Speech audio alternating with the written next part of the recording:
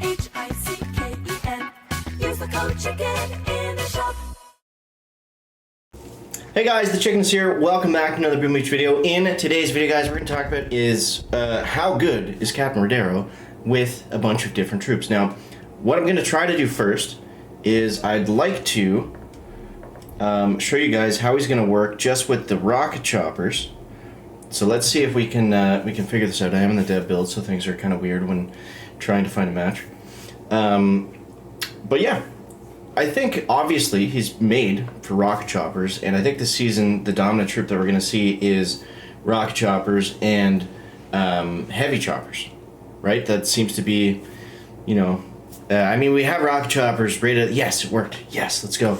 Okay, so I set up this base with the. All right. Well, the idea was I was going to show you guys some cool gameplay, but it didn't end up. I mean, maybe this will work, but I feel like this is just going to crash too.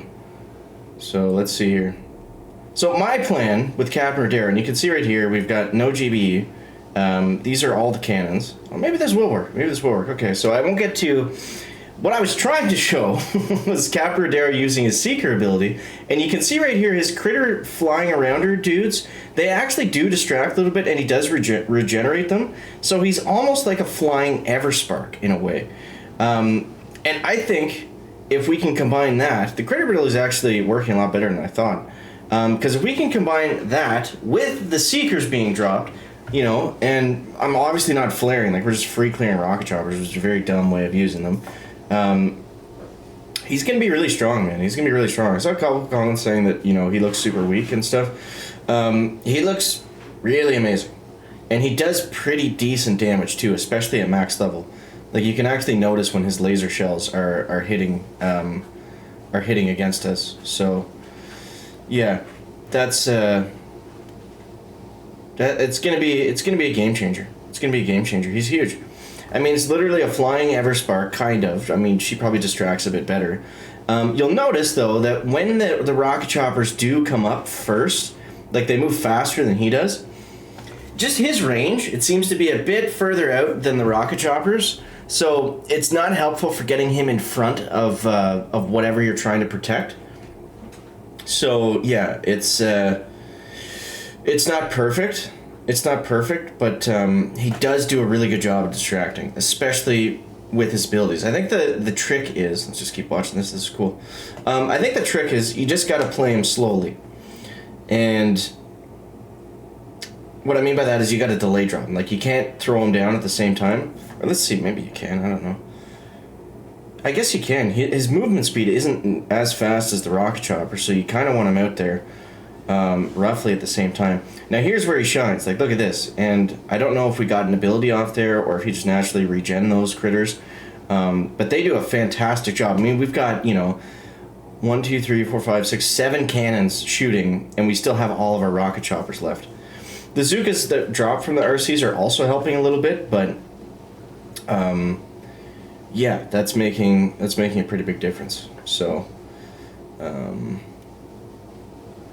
it's going to be really interesting. Now, in terms of what else is he going to work with, I'm showing this because this is going to be what we're using right out of the gates on day one. But he's going to be good, I feel like, with a lot of other stuff. Now, I can't...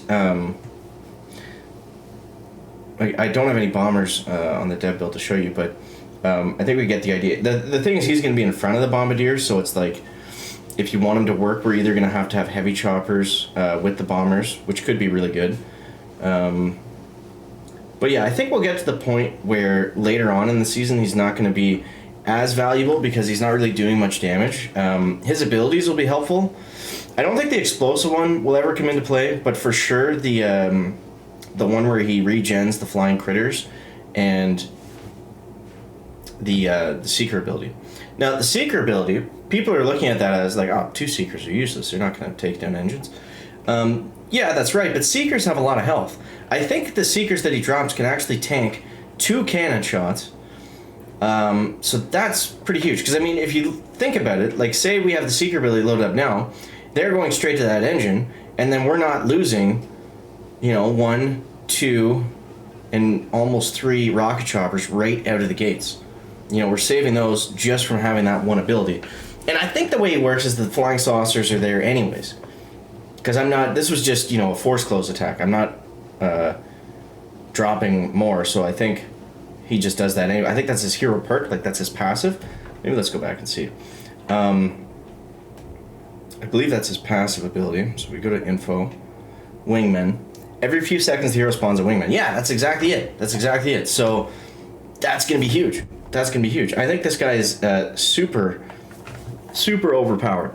I think he's super overpowered, and I think he's going to be really, really strong.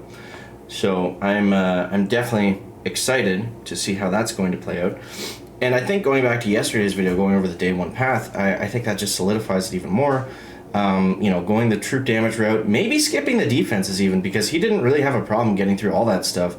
And that base was just straight cannons and boom cannons, which we're not even going to have boom cannons, you know, at the beginning right away. So it just makes it even easier. So it brings up the question, is it worth going out of your way to get that kind of stuff? And, you know, I think these will be valuable because we want this troop damage, and I don't really see a need for riflemen as of this point, or really at any time. The rocket launchers would be the only thing, defensive-wise, early, that I think might make a difference, especially you pair that up with the DVD, because we do have a lot of defensive building damage this season. That might be able to deter rocket choppers. I feel like most people are going to skip rocket launchers, but they're there, so people will run them, and they will max them out. So, you know, that'll probably be a lot of the boss fights to rank 15. It's like, oh, I faced a random guy with maxed out rocket launchers and the Doom Cannon and everything. I also think the Doom Cannon's going to be a sleeper pick, because that's going to be able to, you know, potentially take out Ruddero. It's going to, you know, just be one more thing you got to be mindful of that can kill your RCs pretty quickly. And we also have smoke right after the 4th ER. So, I don't know.